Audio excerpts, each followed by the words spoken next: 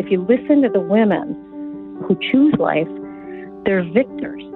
And if you talk to the women or listen to the women who had an abortion, they say that it was like another trauma, like they were raped again. They were surgically raped. This is the Best of the Week on Relevant Radio. Ever since the overturn of Roe v. Wade, one of the tactics that we see right now is that the culture of death, that pro-death side, they've been trying to scare people to vote in favor of abortion. And here's what they say. They say, well, if you get pregnant, what are you going to do if it was your daughter that got raped, right? Well, what would you do? Would you want her to carry that baby? What happens if you get raped and you become pregnant as a result? Would you want to carry that child the rest of your life? And of course, you see a lot of people who are totally anti-abortion. When it comes to rape and incest, those are things that they're like, well, in those cases, but it really breaks the logic, right, of the dignity of the human person and when life begins and who has a right to take a life and who does. I mean, there's a whole lot that goes. But those are issues that pull on the heartstrings. My gosh, rape and incest? That's an argument we're hearing a lot more now because it puts fear into people, especially women who have, what happens if I do get raped? I need to have the right to have this abortion. So the psychology behind it's easy to see. Women suffer great shame when they're raped. And rape is really, it's a crime of violence. The so-called solution is to wound the woman more, right? To have an abortion. That's a solution. You don't have to suffer anymore. Abort your child. Get rid of the baby. It's easy. It'll ease your psychological suffering, and that's not true. It'll compound it, is what it does. What they don't tell you is how much you're going to suffer, not just for the rape. My heart goes out to any woman who's gone through this. I can't tell you how my heart goes out to you. But I certainly don't want you to be haunted, not just by that, but by the guilt of knowing that you terminated a child. The truth is that you don't have to bear the shame if you allow that child to be born. Put the child up for adoption, right? Give it to somebody who desperately wants a child. Or allow that child to be part of your life. The child's innocent, right? We know that from many women who've been raped and impregnated, allowing the child to be born has changed their life. And Mary Higgins is one of those women. She was actually date raped back in 1980 and decided that she'd give her child up for adoption. That daughter right now, 44 years of age, and has brought two beautiful grandchildren into Mary's life. And Mary's here to share part of her story. Mary, thank you for your witness, and thank you for being here. Oh, it's my honor. Thank you, Drew. So, you hear these stories, and I'm hearing so much more of it from the mainstream media, and this is a huge political issue too, of course, abortion. There's a certain fear out there, and I'm not a woman, I'm a man. I look at this from a slightly different perspective, but the thought of being raped and then having to carry that child, that's something that just resonates with a lot of people who even are pro-life. They think, in that case, or in the case of incest, those are the exceptions.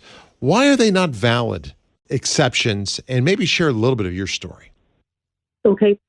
So when I was 18, I was a freshman in college, and I was date raped and became pregnant. And I placed my daughter for adoption. And then 17 years later, we were reunited, and she was 5 miles, not even 5 miles from me. And I have two grandchildren today.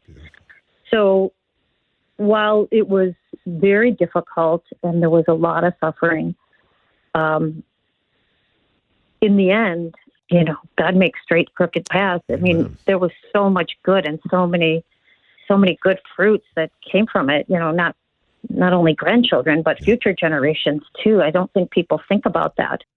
What was your formation like? I mean, you're raped. Did you consider ever having an abortion? What was that moment like?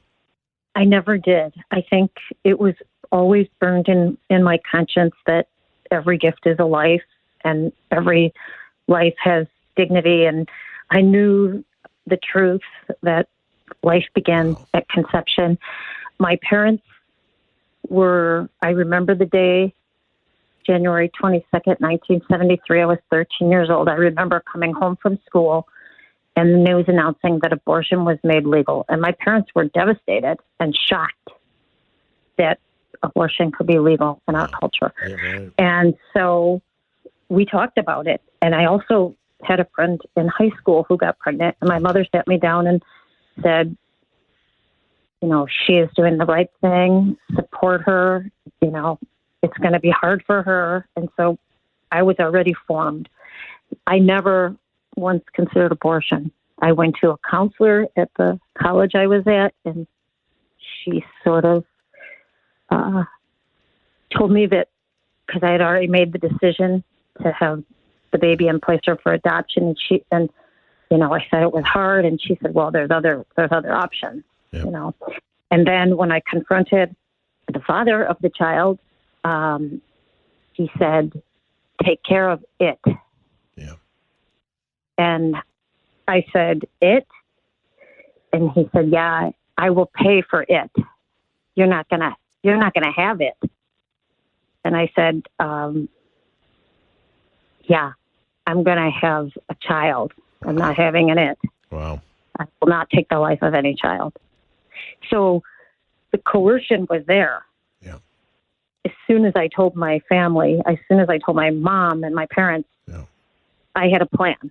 Mary, what was it like giving the child up after carrying it 9 months? It was horrible. I mean, it was horrible to leave the hospital without a baby. But I mean, I also was 18 years old at the time. Yeah. And I knew that I was not equipped.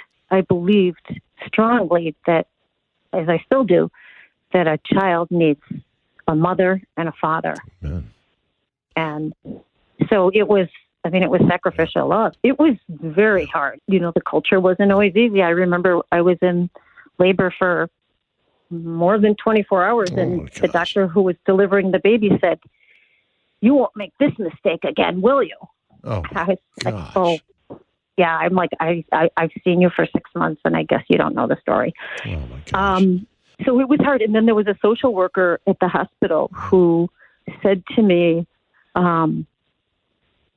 she pulled me to the side and she said, blood is thicker than water. You should not place your child for adoption. Yeah. And I don't know where it came from, but I said, and love is thicker than blood. I love that. I don't know where it came from. I mean, it was not me. It was the Holy Spirit. My oldest son and daughter-in-law, they just recently adopted. And my wife and I mean, we love that child so deeply, so passionately. Family is not about DNA. It's not about genetics. It's about love. That's really what it's about. That's the bond that holds somebody together, right? You might share the same bloodline, but look how fractured so many families are. I think what you said there was so beautiful. And what you did was heroic sacrifice. You sacrificed for love of that child because you wanted it to have a better life. How did the child come back into your life? Well, that's interesting, too, because, when you watch, like with the media, how the media always tries to portray adoption as a negative, the truth is 99% of adoptions are successful. And so when, like, at each birthday that she had, I actually celebrated. I mean, I was like, wow, somebody's having a 4th birthday today. Somebody's having a 5th birthday today. I wasn't pining away. Now, I was always open to reuniting. And so what happened when she was a senior in high school, a friend of mine called me and said, I know where your child was placed. And so I had a third party contact her mother and say that in the event, if she was ever looking, I was open to it, but I was not in any way going to intrude on her life. And she said, well, stay posted because I promised her whole life that when she turns 18, we will find you. Oh, how beautiful. And then her mother called me. And then she graduated from high school, so she was 17, and she said, you're still going to help me when I'm 18, right? And she said, well, she called. And so then we met. And in fact, we were talking about this just Saturday night because Sarah, her daughter Millie, just turned 6. Wow. And so we were at the birthday party. Beautiful. And we were revisiting all this. And it goes back, Mary, to what we were talking about. God brings good out of every situation. Romans 8:28, right? And we may not see it, right now, and 40 years ago when that happened to you, you probably did not see how any good could ever come from it. And now you're celebrating your grandchild's birthday. I mean, that's how God can work. And I just want to say to any woman who happened to be listening to my voice right now, if you are pregnant and you're thinking about terminating your child, do not do it. It is a gift from God. Life is a gift. It's a treasure. Not everyone can have it. And God will bring good out of your situation. Trust me, it'll be the greatest decision of your life. You know, the Speaker of the House, Mike Johnson, he speaks very eloquently about the fact that his young teenage parents chose life. And I often think, well, what would their life be like? And certainly he wouldn't be in existence right now. And the impact he's making, you know, on Capitol Hill and in other lives, promoting life, it's so important. Whatever happened to the husband? He didn't want to have the child, was going to pay for the abortion. Is he now in the life of the child? Has he changed? Are you in communication with him? What happened there? No communication. She's never had any desire to find him. Nothing. No. Nothing. Okay. Well, yeah, but I want to dispel some of these myths about that having an abortion helps a rape victim, because if you listen to the women who choose life, they're victors. I mean, there's a victory after that, you know. And if you talk to the women or listen to the women who had an abortion, they say that it was like another trauma, like they were raped again. They were surgically raped. So I think that's one of those fears, like, oh, how could you subject a woman to that? Well, and the other thing is, where else in our culture do we punish children for the sins of their father? Yeah.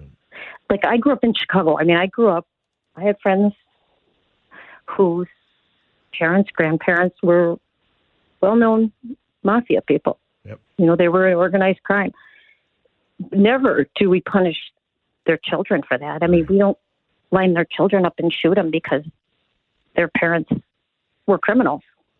But in abortion, for some reason, it's okay. It's really the work of the devil. And the other myth or fear, I think, that gets put into the hearts and minds of somebody who's in the situation of a crisis pregnancy is that their education will be ruined. And while my education was delayed because I had to take time off to have her, I went back and finished and graduated with honors and then went on to get my master's degree. And so school might have to get put on hold for a semester or, you know, a time, but it's just another lie that your education's going to be ruined because. So true. What would you say to a woman right now who's considering having her child aborted? Maybe she has been the victim of some sort of trauma. What would you respond to those? What would you say to her? What would you respond to those who maybe even are encouraging her to do it? I would say that it would be the worst decision of her life, and that the best decision would be to choose life. Yeah. And I would try to help her in any way, you know. Well, I'm grateful for your message and for your witness, for your courage as well. Is there anything you want to promote or recommend? Is there a resource out there for women, or are you involved in something you think that we should be aware of? Well, I'm involved in the pro-life movement in many ways, but I would say support Relevant Radio. And if I can give a little plug to your drive, now is a good time to donate stock because it's appreciated a lot and no one has to pay taxes on donated stock. So I would say to the woman too, Drew, I would say that this child is unrepeatable, irreplaceable. Yeah. And while you may not be ready to have that child, there will be no other child that's this child. You know, this is unique DNA. Well, Mary, God bless you. Thanks so much for spending time with me today. I am really grateful, and I'm grateful also for your tip to help support Relevant, because we could certainly use it. We'll catch up again soon, okay? Thanks for being that witness. That's Mary Higgins. She is a perfect example of how God, even in the darkest of situations where you can see no way out, can bring about great conversion. I've often shared the stories of great conversions in concentration camps and how God's divine mercy has prevailed. We see it here in the abortion scenarios of our own day. And maybe you're going through a tough time right now, or somebody's deeply wounded you. God calls us to love. He calls us to forgive. And he will bring good out of your situation. Trust me. Hey, like what you just heard? Then share it with your family and friends. And thanks for listening.